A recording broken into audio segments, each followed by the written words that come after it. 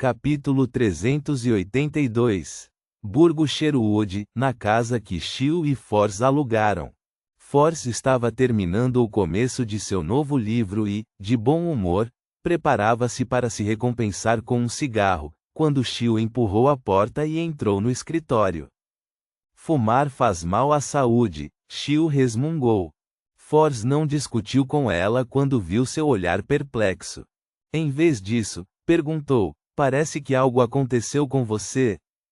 Shio coçou os cabelos loiros ásperos e sentou-se em uma cadeira próxima. Aquela pessoa de antes me contatou, a pessoa que vendeu a fórmula de xerife para mim através de outra pessoa na reunião do Sr. A. Ele me deu uma missão relativamente simples. A recompensa inicial é de 30 libras. Eu nem sei se existem perigos ocultos. Force pensou por um momento e então disse: essa pessoa. Deveria haver uma organização por trás dele, mas por que eles iriam querer enganá-la? Eles não têm medo de serem implicados por sua informação, assim, fazendo com que toda a organização seja completamente destruída. Também não há nada que eles realmente precisem de você. Sua aparência é quase aceitável, mas você é muito baixa, então talvez sua vida seja relativamente mais valiosa. Que missão é essa? Shio estava acostumada com os comentários sarcásticos de sua boa amiga, pois ignorou o que ela disse no começo. Ela respondeu diretamente à segunda pergunta: investigar se houve alguém vigiando o Capim recentemente. Capim? O traficante de pessoas que merece ser enforcado, não, queimado até a morte? Embora Force não fosse uma caçadora de recompensas, era o seu instinto de escritora reunir material, então ela frequentemente pedia a Shio que contasse suas histórias e notícias que ela havia aprendido. Shio assentiu: é ele, mas já está morto. Ele parece ter morrido miseravelmente. Como ele morreu? Ele foi cortado até a morte por uma faca, pedaço por pedaço? Force perguntou, satisfeita e curiosa. Essa pessoa não entrou em uma descrição detalhada. Talvez seja mencionado nos jornais amanhã. Shio pensou por 2 segundos antes de continuar. Ele apenas mencionou uma situação bastante especial na cena da morte. Ele disse que o cadáver de Capim estava coberto de cartas de tarô. Seu rosto estava coberto com as cartas Julgamento e o Imperador. A carta Julgamento provavelmente significava que era um julgamento de Capim, e o veredicto era a morte. Mas o que representa a carta Imperador? Aquele assassino, não, a identidade daquele herói? Como autora de best-sellers, Force instintivamente começou a interpretar o layout único da cena do crime. De repente, ela congelou. Cartas de tarô? O cadáver estava coberto de cartas de tarô? Force de repente pensou na organização secreta a qual ela acabara de ingressar, o Clube de Tarô. Não poderia ser um de nós, poderia? No entanto, nenhum dos membros tem o codinome de o Imperador. Se for realmente o caso, então esta é a primeira vez que encontrei vestígios do Clube de Tarô no mundo real. Não somos apenas uma organização secreta que só existe acima da névoa cinza. À medida que as emoções de Force se agitavam, ela se sentiu agradavelmente surpresa e também preocupada. Reticências. Sob a liderança de um atendente, Klein entrou na sala de atividades familiar. Havia apenas uma vela na sala. A fraca luz amarela fazia com que os arredores parecessem uma cena de uma história de fantasmas. Juntamente com as vestes negras e as máscaras de ferro usadas pelas pessoas misteriosas, a atmosfera ficou ainda mais intensa. No momento em que entrou, Klein de repente teve uma sensação desconcertante. Ele sentiu a chama bruxuleante da vela olhando para ele. Sentiu que a chama explodiria e incendiaria seu cabelo e seu manto. Sentiu que a cortina atrás da janela Oriel de repente se abriria, envolvendo seu corpo e cobrindo seu nariz e boca, sufocando-o com força até a morte. O que está acontecendo? Klein ficou atordoado ao ficar extremamente tenso. Não era uma premonição de perigo, mas uma sensação difícil de evitar. Klein cuidadosamente encontrou um assento e sentou-se. No momento em que suas nádegas tocaram a superfície da cadeira, ele sentiu como se a cadeira fosse explodir e grossos espinhos de madeira acabassem perfurando seu corpo.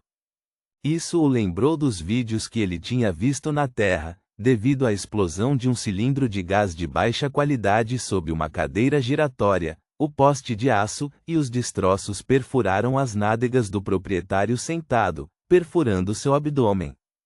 Toda a cena estava cheia de sangue e carne gravemente mutilados, uma visão medonha.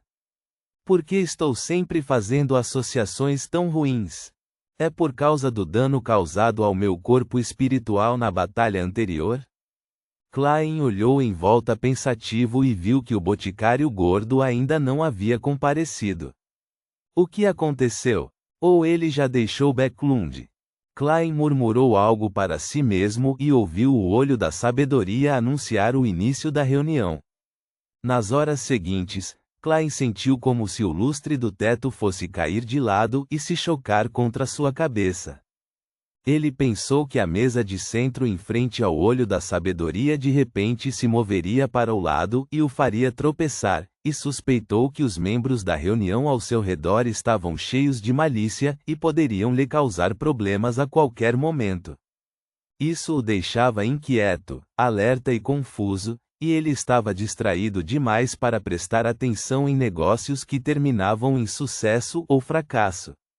Se alguém disser que uma premonição de perigo é como uma vibração ocasional, lembrando alguém de que há notícias ou um telefonema recebido, então a sensação que tenho neste momento é semelhante a uma furadeira elétrica perfurando constantemente, fazendo-me ser incapaz de relaxar ou prestar atenção em qualquer outra coisa. Klein tentou esfregar a testa, mas apenas tocou a máscara de ferro frio. Nesse momento, ele sentiu como se sua máscara de ferro de repente desmoronasse e grudasse em seu rosto, se incrustando em seu cérebro. É realmente porque meu corpo espiritual foi danificado e está me fazendo alucinar? Klein franziu a testa. Ele originalmente queria fazer um pedido para comprar o sangue do caçador de 1000 faces, e a glândula pituitária mutante nesta reunião, mas em tal situação, ele só poderia desistir por cautela. Embora o nível da reunião do olho da sabedoria não fosse alto e houvesse uma grande probabilidade de não envolver um monstro de alto nível como o caçador de 1000 faces, Klein acreditava que muitos dos membros aqui também participavam de outras reuniões e poderiam entrar em contato com as informações e pistas relevantes. Em meio à sua ansiedade, Klein compareceu à reunião como espectador. Logo após tirar o roupão, retirar a máscara e sair da sala, a sensação de que tudo na sala iria prejudicá-lo desapareceu instantaneamente, desaparecendo da maneira mais estranha. As pupilas de Klein encolheram, confirmando que suas experiências anteriores não se originaram do dano em seu corpo espiritual, caso contrário, não teria experimentado dois estados completamente diferentes, dentro e fora. Ele suspeitava que havia uma pessoa ou criatura na sala de atividades da reunião, invisível, imperceptível e extremamente aterrorizante. Essa entidade havia estimulado sua percepção espiritual como vidente e seu senso de perigo como palhaço, mas por causa da supressão da entidade ou algum outro motivo especial, esse estímulo apareceu na forma de uma rica imaginação que falhou em fazê-lo perceber a entidade propriamente dita. Quem poderia ser? Isso é muito assustador. Apenas a própria existência me fez ter uma reação semelhante aos sintomas de perda de controle. Sem fazer barulho, Klein saiu da casa do olho da sabedoria e se dirigiu para a rua mais próxima. De repente, ele teve um palpite. O Bar dos Corajosos fica próximo, e também é a área de monitoramento do espectro Steve, que foi morto por Senhorita Sharon, Marique e eu. Suas mortes definitivamente deixariam o Beyonder de alta sequência da escola de pensamento rosa com raiva, e ele lançaria seus olhos para cá, para os Beyonders que vivem perto do Bar dos Corajosos. Era ele? Felizmente, usei o frasco de veneno biológico e o broche do sol esta noite, e para evitar ser adivinhado, deixei-os acima da névoa cinza. Caso contrário, o resultado seria inimaginável. O mágico que acabasse de completar uma performance impossível seria morto diretamente aqui. O mundo Beyonder é realmente perigoso. Reticências. Dentro da Catedral do Vento Sagrado, o cardeal Ace Snake olhou para o capitão de equipe dos punidores mandatários e perguntou sem emoção: quem é Capim? Por que há uma masmorra subterrânea em sua vila? O capitão de equipe dos punidores mandatários respondeu imediatamente: ele é um magnata, alguém que dizem estar relacionado a muitos casos de meninas desaparecidas. Ele é suspeito de ser um traficante de pessoas e está secretamente envolvido no comércio de escravos. Aquela masmorra subterrânea prova os rumores. Por que um traficante de pessoas recebeu a proteção de tantos Beyonders? E suas sequências também não são baixas, Cardeal Snake pressionou. Sua graça, isso requer uma investigação. Tentamos usar os meios do Beyonder para encontrar pistas, mas todos falharam, respondeu o capitão de equipe dos punidores mandatários, um tanto trêmulo de medo. Eu também tentei, o cardeal Snake não o culpou. Este membro do escalão superior da Igreja do Senhor das Tempestades parou por um momento antes de continuar. Continue a investigar este assunto. Além disso, encontre aquele espectro de sequência 6 ou 5. Depois que seu subordinado saiu, o cardeal Snake pegou sua caneta tinteiro e anotou em seu caderno uma série de assuntos para prestar atenção: capim, tráfico de pessoas, ritual de cartas de tarô, espectro estranho sem alta sequência, trama oculta. Reticências. No Burgo Imperatriz, a opulenta vila do Conde Hall. Audrey esperava que a empregada cortasse a comida, quando ouviu o pai, o Conde Hall, que costumava ler os jornais no café da manhã, rir. Capim está morto. Quem é ele? Audrey perguntou com os olhos bem abertos. Na verdade, ela não estava nem um pouco curiosa sobre quem era Capim.